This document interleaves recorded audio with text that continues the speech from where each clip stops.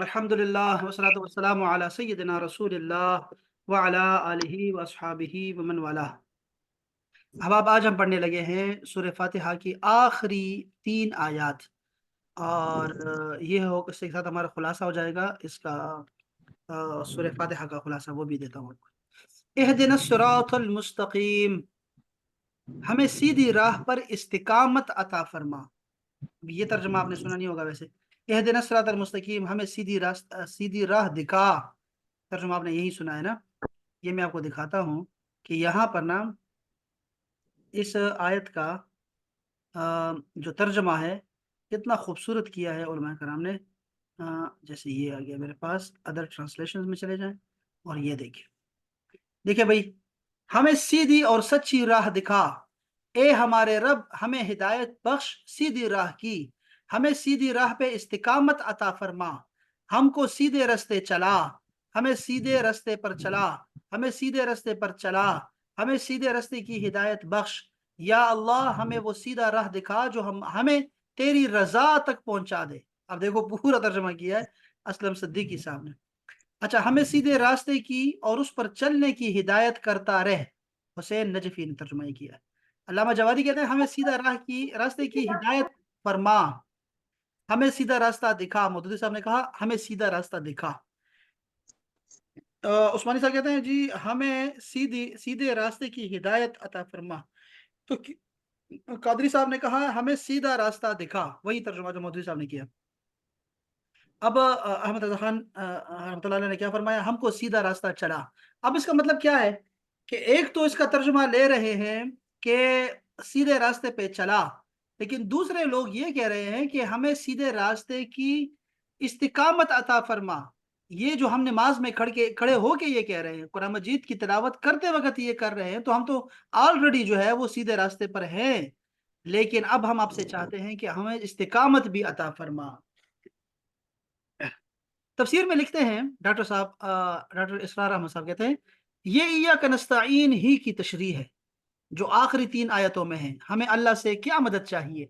पैसा चाहिए? दौलत चाहिए? नहीं नहीं, ए अल्लाह हमें ये नहीं चाहिए। फिर क्या चाहिए? इहदिना सिरातल मुस्तकीम, हमें सीधे रास्ते की हिदायत अता फरमा। ये जो जिंदगी के मुख्तलिफ मामलात में दो राहे से राहे चौराहे आ जाते हैं, वहां हम फैसला नहीं कर सकते कि क्या सही है क्या गलत है। लिहाजा ए अल्लाह हमें सीधे रास्ते की तरफ हिदायत बख्श। एह दे, अगर देखें तो हिदायत से फेले अमर है, यानी हमें हिदायत दे।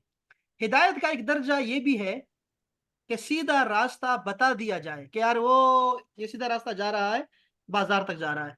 हिदायत का दूसरा दर्जा ये होता है कि सीधा रास्ता दिखा दिया जाए बाकायदा से। अच्छा, तीसरा है कि हिदायत का आखिरी मर्तबा ये होता है कि उंगली पकड़कर सीधे रास्ते पर चला दिया जाए।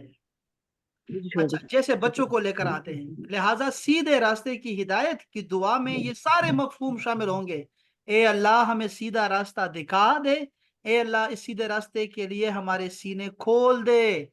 इसीलिए हमारे पास एक दुआ आती है मसनून दुआ में से, अल्लाहुम्मा नव्विर कुलूबना कुलूबना बिल ईमान वशरह सुदूरना लिल इस्लाम।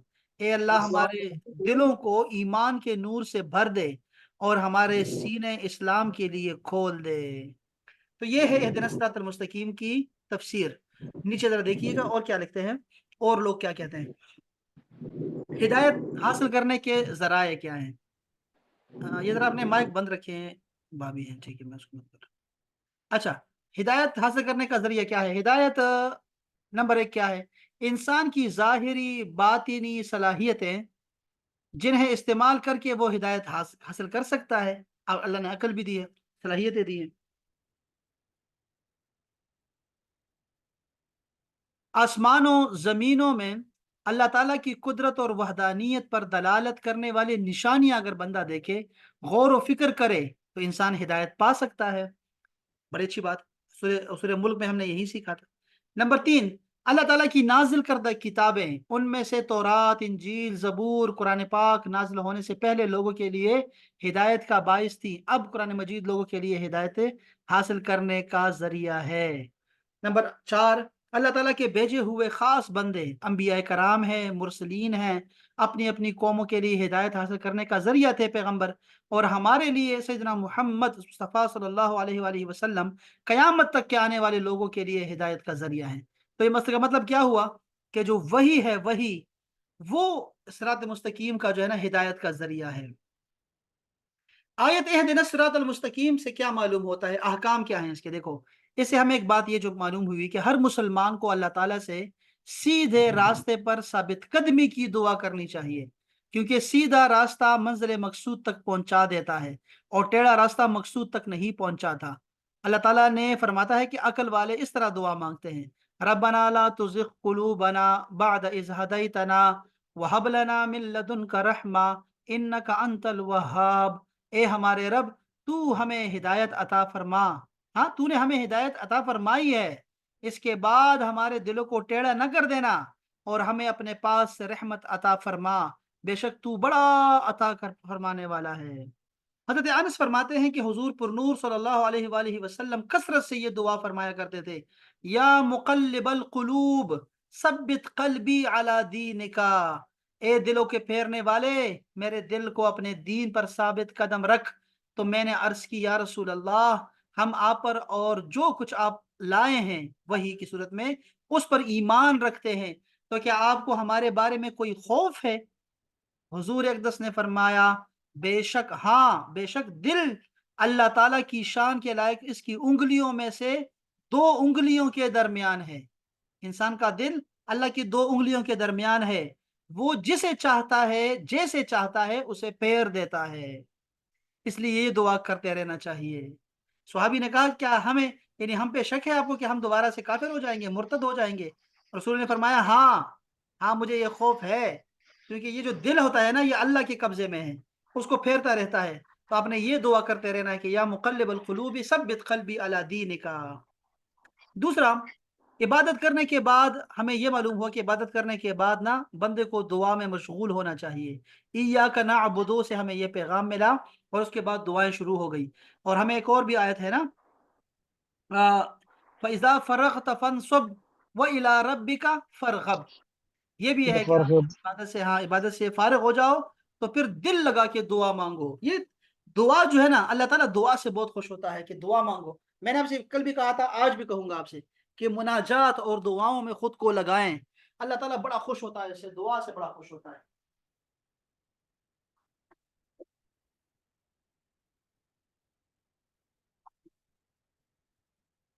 اچھا جی، صرف اپنے لیے دعا نہیں مانگنی چاہیے بلکہ سب مسلمانوں کے لیے دعا کرتے رہنا چاہیے، اس طرح دعا زیادہ قبول ہوتی ہے۔ دیکھا نا، یہ کیوں کہہ رہے ہیں اسے؟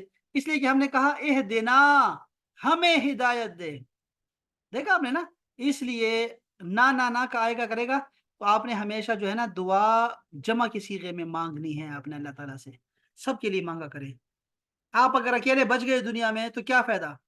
آپ کہیں مجھے سلامت رکھ، بس مجھے سلامت دے، سلامتی دے دے، مجھے مومن رکھ، تو کیا بنے گا؟ تم اکیلے رہ جاؤ گے پھر۔ تو سب کے ساتھ جو ہے نا، آپ نے سب کے لیے دعا مانگتے رہنا۔ یہ عجیب بات یہ ہے کہ اگر آپ دوسرے کے لیے دعا کرتے ہیں تو اللہ تعالیٰ وہی دعا آپ کے حق میں قبول کرتا ہے۔ اگر آپ نے کوئی دعا بڑے ہی اخلاص کے ساتھ مانگنی ہے نا، تو آپ یہ دعا جو ہے کسی اور کے لیے مانگے تو وہ آپ کے حق میں قبول ہو جائے گی۔ بڑا عجیب سودا ہے یہ، بہت خوبصورت سودا ہے۔ اچھا، اگلی آیت میں اللہ پاک نے فرمایا، ابھی دیکھو بندے نے کہا مجھے صراط مستقیم کی ہدایت فرما، یعنی کہ مجھے یا تو دکھا دے یا مجھے وہاں تک پہنچا دے، مستقیم تک پہنچا دے، صراط مستقیم تک۔ اب اسی میں اللہ تعالیٰ نے ہمیں بتایا کہ صراط مستقیم ہے کیا۔ یہ بہت اہم نقطہ ہے عقیدے کے حوالے سے، یہ بہت یہ اہم پوائنٹ ہے، اس کو لوگ ڈسکس نہیں کرتے، سائڈ پہ گزر جاتے ہیں۔ یہ ہے دے صراط الذین انعمت علیہم، ان لوگوں کا راستہ ہے یہ صراط مستقیم جن پر تو نے انعام کیا، غیر المغضوب علیہم، ان لوگوں کا راستہ نہ دکھا ہمیں جن پہ تو نے غضب فرمایا، ولدالین، اور نہ ہی گمراہوں کا راستہ، یہ نہ دکھا، یہ نہیں، بلکہ وہ جو جن پہ انعام کیا۔ یہ سیدھی راہ پر رہنے اور ثابت قدم رہنے کی دعا سیدنا یوسف علیہ السلام نے کی اور فرمایا وتوفنا مسلمن، اور ہمیں مسلمان فوت کرنا. یہ فرعون ہے، فرعون ہے. فرعون کے ساحروں نے، جادوگروں نے جب اسلام قبول کر لیا تو آپ نے دعا کی وتوفنا مسلمین، اور ہمیں مسلمان ہی فوت کرنا، چونکہ جس کا انجام برا ہے نا، اس کا خاتمہ بالایمان جس کا نہیں ہے تو وہ دوزخ میں جائے گا. ہمیشہ خاتمہ بالایمان کی دعا کرتے رہیں. اور رسول اللہ کے اصحاب نے دعا فرمائی وتوفنا مع الابرار، اور ہمیں نیکوکاروں کے ساتھ فوت کرنا. کسی سنیما میں مر نہ جائیں ہم، کہیں کسی گناہ کے کام میں نہ مر جائیں، چوری کرتے ہوئے، بدکاری کرتے ہوئے، کوئی گناہ میں مشغول ہیں اور فسق و فجور میں مصروف ہوں، یا پھر جو ہے وہ اللہ کی نافرمانی میں مشغول ہو اور موت آ جائے. تو اس سے آپ نے پناہ مانگتے رہنا ہے شروع سے ہی، ہمیشہ دعا کا حصہ رکھیں اس کو. اور اس کے علاوہ اس کو میں اٹھاتا ہوں یہاں سے. اچھا، یہ اس سیدھے راستے کی تعریف ہے. مودودی صاحب کہتے ہیں دیکھو یہ اس سیدھے راستے کی تعریف ہے. ہاں بس یہی، یہ اس کو میں صرف چینج کرنا ہے. یہ چاہیے مجھے یہاں پر. ٹھیک ہو گیا. اور یہاں پر جو ہے اب مودودی صاحب کیا کہتے ہیں اس بارے میں؟ کہتے ہیں کہ یہ اس سیدھے راستے کی تعریف ہے جس کا علم ہم اللہ سے مانگ رہے ہیں، یعنی وہ راستہ جس پر ہمیشہ سے تیرے منظور نظر لوگ چلتے رہے ہیں. اب وہ بے خطا راستہ کے قدیم ترین زمانے سے آج تک جو لوگ اور جو گروہ بھی اس پر چلا وہ تیرے انعامات کا مستحق ہوا اور تیری نعمتوں سے مالا مال ہوا. اکثر لوگ کہتے ہیں نا بھائی یہ کیا تم شخصیت پرست بن گئے ہو، شخصیتوں کی بات کیوں کرتے رہتے ہو، شخصیت میرا پیر، میرا استاد اور میرا انسٹیٹیوٹ اور میرا، کیوں ایسی باتیں کرتے ہو؟ یہ دین کا حصہ ہے، بلکہ یہی دین ہے.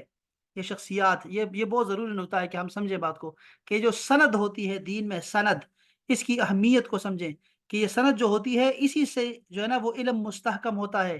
یہ امام جو مسلم شریف ہے، مسلم شریف کی ہے نا، مسلم شریف کے بالکل مقدمے میں امام مسلم نے لکھا ہے کہ یہ جو سند ہے، جب ہم کسی سے حدیث لیتے ہیں تو اسے پوچھتے ہیں تمہارا استاد کون ہے، اور اس کا استاد کون ہے، اور اس کا استاد کون ہے، رسول اللہ تک کیسے تمہیں یہ بات پہنچاؤ گے؟ تو کہتے ہیں یہ پوچھنا ہی ہمارا دین ہے، شخصیات کے متعلق پوچھنا یہی ہمارا دین ہے. تو اپنے دین کی حفاظت کرو. تو آپ نے، اگر میں آپ کو آسان سے بتاؤں آپ کو شخصیات کیا ہوتی ہیں، اس کی اہمیت کو سمجھیے گا. یہ تو یہاں اس آیت میں دیکھا آپ نے نا کہ اللہ پاک نے فرمایا ان لوگوں کا راستہ دکھاؤ مجھے. وہی لوگ لوگ لوگ لوگ، یہ جو لوگ ہوتے ہیں نا یہ کوئی بت نہیں ہوتے، یہ اللہ کے راستے میں کھڑے ہوتے ہیں. یہ جو ہم کو کہتے ہیں یہ مرشد ہے، یہ پیر ہے، یہ استاد ہے، یہ فلاں ہے، اصل میں وہ ساری زندگی صراط مستقیم پہ چل چل کے آیا ہوتا ہے. اس نے یہ نام ایسے نہیں کمایا ہوا، یہ اللہ نے لوگوں کے دلوں میں محبت ڈالی ہوئی ہے. تو وہ اب سمجھو بات کو کہ یہ سند کیا ہوتی ہے. سند یہ ہوتی ہے کہ جیسے امام بخاری کی کتاب ہے نا بخاری شریف، اب یہ 2 250 سال 100 سال کے بعد آئی ہے، لیکن ہم کہتے ہیں یہ اسلام میں قرآن مجید کے بعد سب سے صحیح کتاب ہے. بتاؤ کیوں؟ یہ تو امام بخاری پہ کوئی دین اترا ہے کیا؟ یہ کہاں سے صحیح کتاب ہو گئی سب سے؟ یہ اس لیے صحیح کتاب ہو گئی میری بہنوں میرے بھائیوں کی، یہ جو اگر بخاری شریف کبھی دیکھو نا تو اس کی آپ نے دیکھو ذرا تو وہ اتنی موٹی کتاب ہے. اصل میں جو رسول اللہ صلی اللہ علیہ وسلم کی جو فرمودات ہیں، جو اقوال ہیں، جو افعال ہیں، جو حدیث ہیں، وہ تھوڑی ہے، آدھی سے بھی کم ہے. یہ آدھی سے زیادہ کتاب کس چیز کی بھری ہے؟ صرف اساتذہ کے نام لکھے ہوئے ہیں کہ میرے استاد یہ ہیں، ان کے استاد یہ ہیں، ان کے استاد یہ ہیں، اور سند رسول اللہ تک متصل ہے. آج بھی فیصلہ صحیح حدیث کا اسی پہ ہوتا ہے کہ سند رسول اللہ تک پہنچ رہی ہے کہ نہیں، وہ صحابی رسول اللہ سے ملا کہ نہیں ملا، وہ تابعی صحابی سے ملا کہ نہیں ملا، اس کا ختمہ بالایمان ہوا کہ نہیں ہوا، وہ جو تبع تابعین تھے وہ کس کا شاگرد ہے، اور یہ اس کے استاد کا جو ہے کیا اس کی صحابیت واقعی جو ہے وہ مستند ہے کہ نہیں ہے. تو اگر صحابی اپنی بات شروع کر دے کہ رسول اللہ کا نام ہی نہ لے تو وہ حدیث مرفوع کے نیچے آ جاتی ہے اور کہتے ہیں موقوف حدیث ہے، یہ صحابی کا قول آ گیا ہے. وہ کہتے ہیں کہ ایسے ہوتا ہے، ایسا ہوتا ہے، اور ایسا نہیں ہے، اور ایسا ہے. تو اس کی ویلیو یک دم سے نیچے آ جاتی ہے، سمجھیے درجہ نیچے آ جاتا ہے. تو یہ شخصیات ہی ہوتی ہیں جو ہمیں دین پہنچا، یہ جو ہم تک دین پہنچا ہے نا، یہ سارا دین 1450 سال یہ ہمیں کتابوں نے نہیں دیا. یہ ذہن میں رکھیے گا، یہ وہ دین ہے جو آپ نے، میں نے اپنے ماں باپ سے سیکھا ہے یا اپنے مسجد کے مولوی سے سیکھا ہے. یہ وہی ہے جو ہمیں اساتذہ سکھاتے ہیں ہمیں. یہ وہ کتابوں سے ہم نے کوئی دین نہیں سیکھا ہوا. یہ جو عام لوگ ہیں جو کتاب کے قریب بھی نہیں گئے، किताब अल्लाह के भी करीब नहीं गए, कुरान मजीद भी नहीं आता उनको, उन्होंने दीन कैसे सीख लिया? ये शख्सियात ही होती हैं जो हमें दीन दे रही होती हैं, समझे बात को? और ये चला आ रहा है, शुरू से चला आ रहा है, और यही सीधा रास्ता होगा। ये लंबी बात हो गई, माजरत, लेकिन ये बहुत ज़रूरी नुक्ता है जिसको समझना बहुत अहम है कि शख्सियात ये कोई बुत नहीं होते। ये जुमला मेरा याद रखो, ये बुत नहीं होते, यही दीन होते हैं, ये दीन है हमारा। और ये सनद बहुत ज़रूरी है। अब मैं आपको पढ़ा रहा हूँ ना, तो आपको पता होना चाहिए कि असदुल्ला जान जो है ये कहाँ से पढ़ के आया हुआ जो हमें ये बातें दे रहा है। हो सकता है मैं कोई वहाबी काफिर, कोई कोई मुस्तशरिक हूँ, कहीं और से अंग्रेजों से पढ़ के आ गया हूँ, पता नहीं कुछ और ही, और मैं चाहता हूँ कि लोगों के दिलों में और जहनों में कोई गलत बात डाल दूं, जैसे कर रहे हैं। इंस्टीट्यूट खोले हुए हैं, दाढ़ियाँ रखी हुई हैं, और इमाम है, ईसाई हैं, कादियानी हैं, और मुसलमानों को नमाजें पढ़ाई जा रहे हैं, और अपना वो चीज़ें डाल रहे हैं लोगों के दिलों में। तो आपको सनद का पता होना चाहिए कि मेरे उस्ताद कौन है, मैंने क्या पढ़ा है, कहाँ से पढ़ा है, क्या मेरी कुरान मजीद जो मैं तिलावत करता हूँ, क्या ये तिलावत जो है जो मैं कर रहा हूँ, इसकी सनद रसूलुल्लाह तक मुत्तसिल है कि नहीं है? क्या मैं जो हदीस आपको सुनाता हूँ, क्या वो हदीस मैंने वाकई असातिज़ा से पढ़ी है जिनकी सनद रसूलुल्लाह तक पहुंची हुई है कि नहीं? तफसीर पढ़ा रहा हूँ तो मैंने खुद तफसीर पढ़ी भी है कि नहीं उस असातिज़ा से, या खुद ही किताब बैठने पढ़ गया और मैंने कहा भाई बस ये मैंने पढ़ लिया और अब आपको सिखाना शुरू कर दिया। ये सनद बहुत ज़रूरी होती है दीन में। आज जो लोग शक व शुबहात में लगे हुए हैं ना, शुकूक और शुबहात में बैठ गए हैं, और उनके दिलों को समझ नहीं आ रही कि क्या है, वो असल में प्लम्बरों और इनके पीछे पड़ गए हैं, जो किस तरह से कहते भी हैं कि हम उलमा नहीं हैं, फिर भी लोग उनके पीछे पड़े हुए हैं कि नहीं, हमें हमारे इमाम तो यही हैं, बस हम तो इनकी बात मानेंगे। और ये कह रहे हैं कि किताबुल्लाह के पीछे हमने जाना है। हम किसी इमाम को नहीं मानते भाई, हम किसी सनद को नहीं मानते भाई, हम बस ये कह रहे हैं। क्यों, कौन कह रहा है? ये फलां की ये कह रहे हैं ना यार। यानी इसका मतलब है कि ये सारे 1400 साल के जितने नेक और काबिल किस्म के उलमा अइम्मा जिन पे सारी उम्मत मुत्तफिक है, उनको रद्द करके तुम एक अपने पाकिस्तानी मौलवी के बातों में आ गए हो, जो कहता भी आपको है कि मैंने दीन का इल्म हासिल नहीं किया, मैं आलिम नहीं हूँ, लेकिन मुझे बात पता है, मुझे आता है कुरान का समझ, मुझे कुरान की समझ भी है, मुझे मेरे तजवीद में कोई उस्ताद नहीं है, लेकिन मैं तजवीद आपको 1 घंटे में सिखा सकता हूँ। आप देख लें मुझे, मुझे हदीस भी आती है, मैं आपको सही चीज़ बताऊँगा आपको हमेशा। तो आपने ये ज़रा यहाँ से शुबा शुरू होते हैं, जब आपको पता नहीं होता कि कौन सनद वाला है और कौन सनद वाला नहीं है। जो वकील अच्छा बोलता है वो जीत जाता है, कातिल होता है बंदा वो बाहर चला जाता है, और बेगुनाह जो है उसको फांसी चढ़ा देते हैं। तो वकील अच्छा हो, बाज़ औक़ात सच्चे दीन के लिए ना वकील अच्छे नहीं मिलते। अहले सुन्नत वल जमात जो सुन्नी है उनके पास वकील कम हैं। वो वकील आपस में लड़ना शुरू कर देते हैं। तो अगला बंदा जो है वो कहता है नहीं यार मुझे तौबा है मेरी सुन्नियत से ही। मैं वहाबी ठीक हूँ, मैं तबलीगी ठीक हूँ, और मैं फलाँ ठीक हूँ और फलाँ ठीक हूँ। मैं उधरी ठीक हूँ। मैं सही नहीं हूँ। चूँकि वो वकीलों को देख के दीन का मयार बना रहे हैं। तो वो गलत है, सिरे से गलत है। चलो यार दफ़ा करो ये लोगों को। बहरहाल ये बात नुक्ता आपको उम्मीद है कि समझ आ गया होगा। अब यहाँ पे हम कह रहे हैं अल्लाह ताला ने हमें सिखाया कि ऐसे माँगा करो। मुझे कहो कि मुझे सीधा रास्ता दिखा। कौन-सा रास्ता? वो रास्ता जिन पे तुम्हारे इनाम याफ़्ता लोग चले हैं। कौन है वो? अल्लाह पाक ने सूरह निसा में उनका ज़िक्र कर दिया, बता दिया हमें। फरमाया वमन युतिइल्लाह वर रसूला, और जिन्होंने इताअत की, फरमाबरदारी की अल्लाह और उसके रसूल की, फउलाइका मअल्लज़ीना अनअम अल्लाहु अलैहिम, तो ये वो लोग होंगे, ताबेदार लोग उनके साथ होंगे जिन पे अल्लाह ने करम फरमाया है। वो कौन है? मिनन नबिय्यीना, वो अंबियाए कराम है, वस्सिद्दीकीना, हर उम्मत में सिद्दीक रहे हैं, वो सिद्दीकों के साथ होंगे, वशुहदा, और वो शहीदों के साथ होंगे आला मर्तबों में, फिरदौस में, जन्नत फिरदौस में, वस्सालिहीन, और वो औलिया अल्लाह हैं और सालिह लोग हैं, नेक लोग हैं, वहसुन उलाइका रफीका, और क्या ही बेहतर साथी हैं ये लोग। ये 4 लोग बता दिए अल्लाह ने हमें कि अंबिया का रास्ता सीधा है, सिद्दीकीन का, शुहदा का, और औलिया अल्लाह का। वो फिरका जो औलिया अल्लाह को मानता है और औलिया अल्लाह की ताज़ीम और तकरीम जानता है, उनको बुत नहीं मानता, समझो कि वो बात लोग सीधे रास्ते पे है वो लोग। और जिनके यहाँ किसी को सच्चे ख्वाब आते ही नहीं, जिनके यहाँ कभी रसूलुल्लाह की ज़ियारत ही किसी ने नहीं की, जिनको कभी मदीना मुनव्वरा या हरम शरीफ कभी ख्वाब में ही नहीं आया, वो जो हर आदमी को अपना जैसा समझते हैं, वो उनके पीछे जाना से समझ लो कि हम कहीं कहीं और निकल गए हैं। सिरात मुस्तकीम ये नहीं है। इनमें तो ना न वली है कोई, न ही कोई शहीद है इनमें, और न ही कोई इनमें कोई अच्छा नेक आदमी गुजरा है। और यही नबी को मानते हैं, कहेंगे नबी भी हमारे जैसा ही था, आदमी तो था ना, शादी करता था, खाता पीता था और चलता रहता था, तो वो हमारी तरह ही तो था। تو ایسے لوگ گمراہ ہیں سارے کے سارے۔ اچھا جی، یہ فضل ربانی ہے، اور یہ کون کہہ رہا ہے؟ علامہ ابن کثیر کہہ رہے ہیں، یہاں سے دیکھیں ذرا، اور یہ قرآن مجید کی آیت انہوں نے کوٹ کی۔ یہ سارے جو بھی تفسیر آپ اٹھائیں گے نا، تفسیر کا میں کہہ رہا ہوں 50 تفاسیر اٹھا لیں، سب میں یہی لکھا ہوگا کہ یہ کون ہے؟ یہ ہے نبی، صدیقین، شہداء اور صالحین، یہی انعام یافتہ لوگ ہیں، اللہ جاننے والا کافی اچھا۔ حضرت عبداللہ ابن عباس فرماتے ہیں اس کا مطلب کیا ہے؟ حضرت دیکھو عبداللہ ابن عباس تفسیر کر رہے ہیں قرآن مجید کی اس آیت کی، کہتے ہیں اللہ تعالیٰ جل شانہ نے تو مجھے ان فرشتوں، نبیوں، صدیقوں، شہیدوں اور صالحین کی راہ پر چلا جن پر تو نے اپنی اطاعت اور عبادت کی وجہ سے انعام نازل فرمایا۔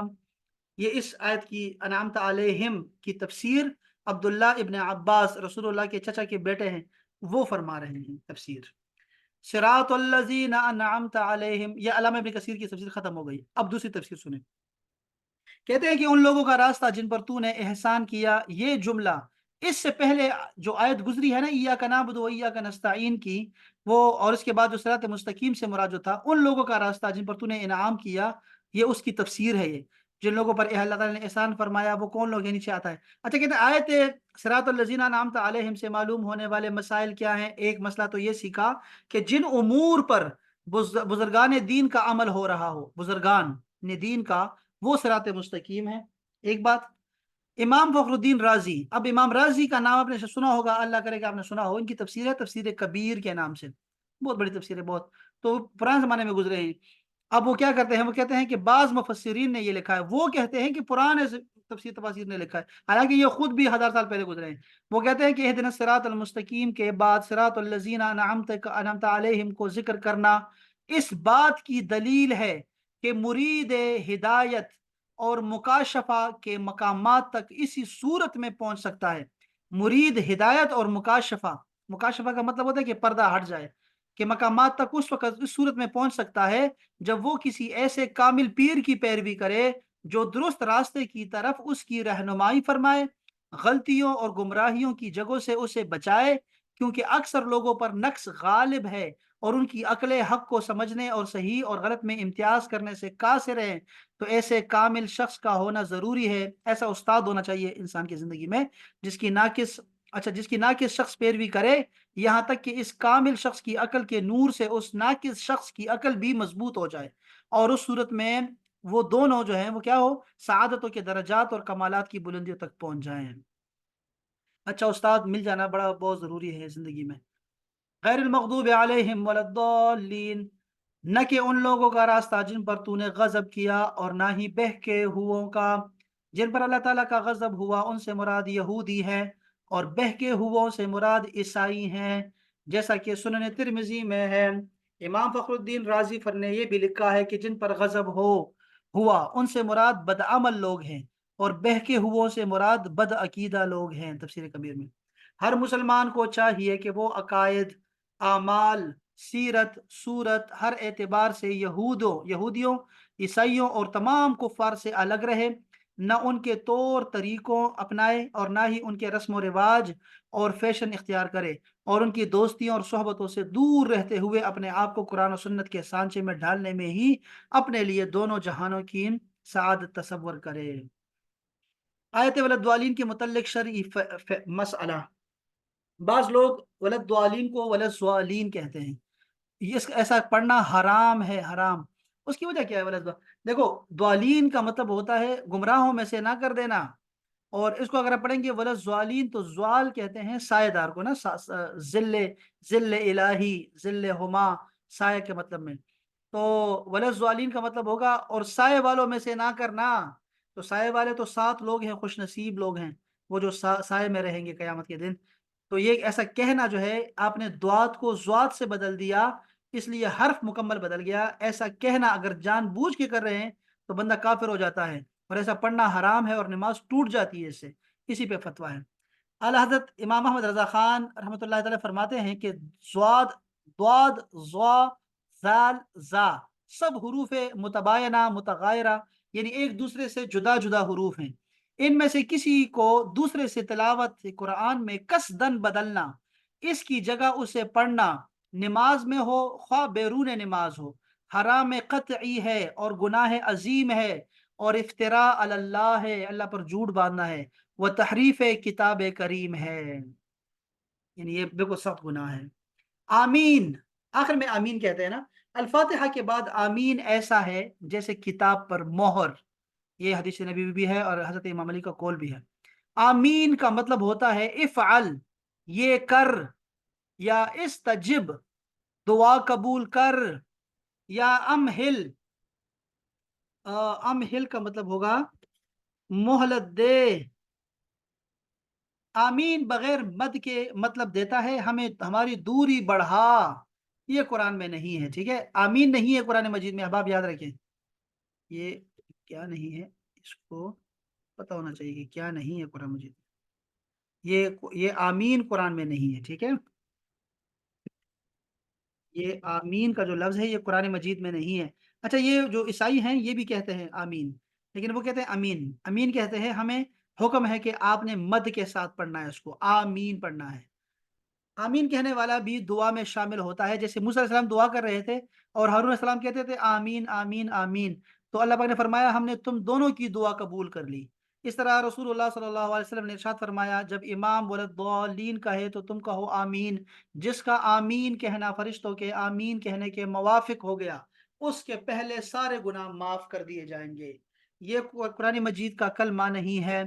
نماز کے اندر اور نماز سے باہر جب بھی سورہ فاتحہ ختم کی جائے تو اس کے بعد آمین کہنا سنت ہے۔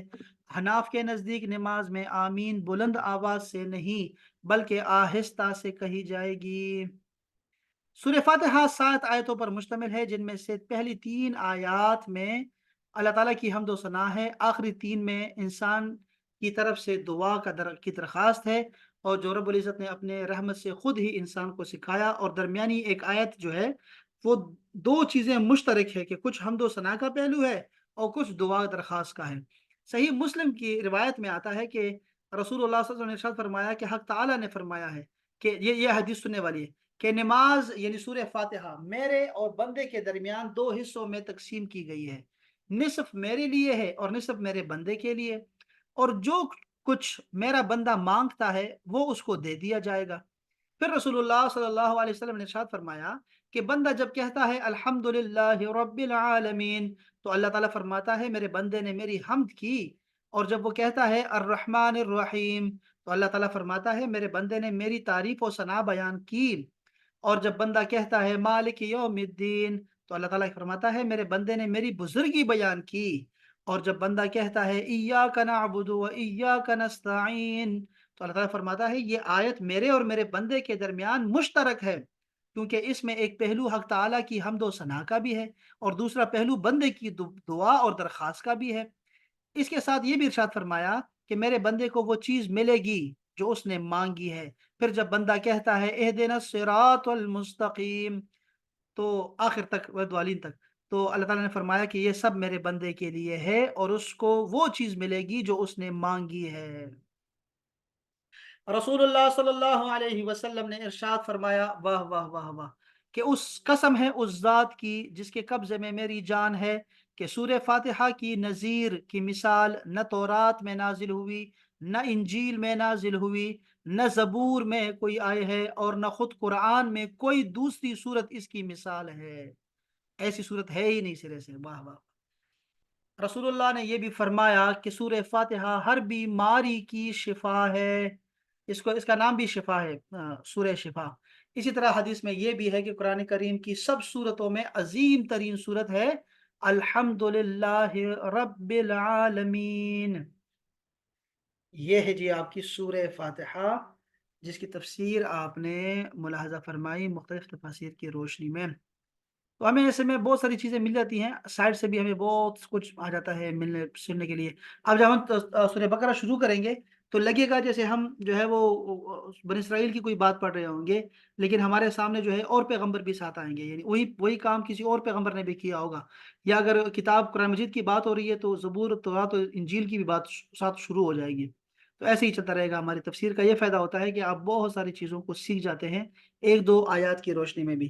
یہ بہت لمبا کر دیا ہم نے، سورہ فاتحہ کو ڈیپلی پڑھا، میرا یہ خیال ہے کہ ہم تھوڑا سا مختصر کریں گے اس کو، اور ہم زیادہ پڑھنا چاہیں گے کہ ہمیں ایک آیت کے متعلق پتہ ہو کہ اس آیت کا مطلب کیا تھا، بس اتنا پتہ ہونا چاہیے کہ کوئی آیت اتری ہے تو اس کا مطلب کیا ہے، اگر شاید نزول ہے کہ یہ کیوں نازل ہوئی تو یہ بہت اچھی بات ہے، ورنہ تو بس کافی ہے، ایسا اتنا ہی کافی ہوتا ہے، لیکن ہمیں ان شاء اللہ تعالیٰ کنسیپٹ کلیئر ہوگا ان شاء اللہ تعالیٰ۔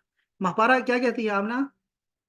ایسا ٹھیک ہے نا، تھوڑا کم رکھیے نا اس کو، بہت زیادہ ہو جاتا ہے، یا جی ٹھیک ہے سے ٹھیک نارمل ہے، ویسے تو بہت نارمل؟ زیادہ نالج میں الحمد للہ اضافہ ہو رہا ہے اس سے، لیکن وقت کے لحاظ سے آپ دیکھ لیں جیسے مناسب سمجھتے ہیں۔ ہاں نہیں، وقت تو ہمارے پاس انشاءاللہ کھلا ہے، بہت اچھا ہے انشاءاللہ، ہم جلدی جلدی پڑھیں گے، جتنا ہم کوشش کریں گے کہ ہم اس کو ختم کریں، جتنا ہم پڑھ سکیں، جتنا بھی ہو سکے۔ قرآن مجید میں نا آپ کو بتایا بھی ہے میں نے بہت دفعہ کہ 78,000 جو ہے وہ الفاظ ہیں، ٹھیک ہے جی، لیکن کیا ہوتا ہے ریپیٹیشن اتنی زیادہ ہے اس کی کہ یہ 17,500 الفاظ ہیں، اصل میں 17,500 الفاظ ہیں، تو ہمارے ٹارگیٹ جو ہے وہ 78,000 الفاظ نہیں ہے، یعنی امید ہے کہ ہم جتنے بھی پارے پڑھ لیں گے نا اس میں ہمارا بہت سارا جو ہے مواد تفاسیر کے حوالے سے جتنے بھی چیزیں ہوں گی، تاریخ میں سے ہو یا پھر وہ شرع کے حوالے سے ہو، احکام میں فقہ ہو، عقیدے کے مسائل ہوں، وہ سارا اس میں آ جائے گا، سارا کا سارا اس میں آتا جائے گا، یعنی کبھی جیسے عقیدے کی آج بات آ گئی نا، اس طرح آپ کی سند کی باتیں آ جاتی ہیں، اس طرح پھر آپ کی فقہ کی باتیں آتی ہیں، اس میں فقہی مسائل آتے ہیں، قرآن مجید میں ہی آئیں گے وہ سارے مسائل، جیسے اب ماں دودھ کتنا پلائے گی بچے کو،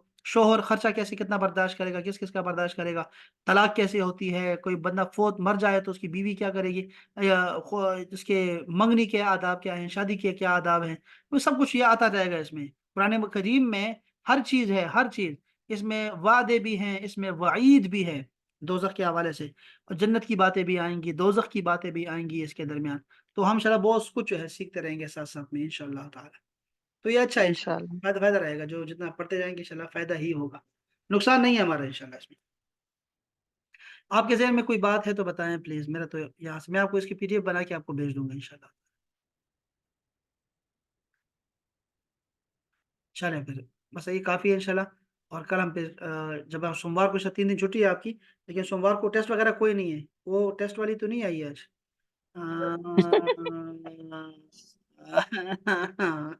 نہیں تو ٹیسٹ نہیں ہے، ٹیسٹ کسی کا بھی نہیں ہے، ٹھیک ہے جی، اچھا، نہیں ہے ٹیسٹ، نہیں ہے، میں نہیں آ رہی پھر بھی نہیں آپ نے آنا ہے مجھ ٹھیک ہے۔